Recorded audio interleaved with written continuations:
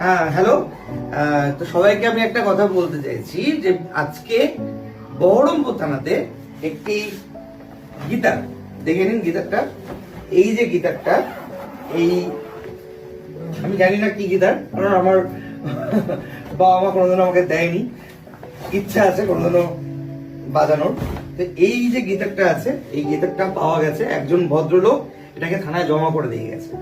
আমি বহরমপুর থানা টাউন বাবু আছি, আমার পাশে আছে বহরমপুর থানার মেজবাবু রয়েছে।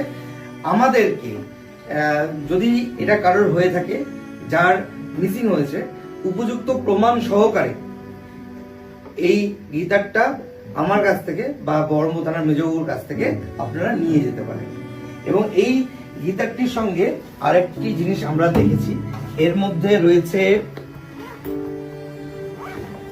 যিনি বা যে এটাকে শেখেন, একটা ডায়েরি রয়েছে। সেই ডায়েরিতে নাম এখানে স্পোকেন ইংলিশ শুভম বলে কোনো একজন ব্যক্তি, আর মেবি তার হতে পারে।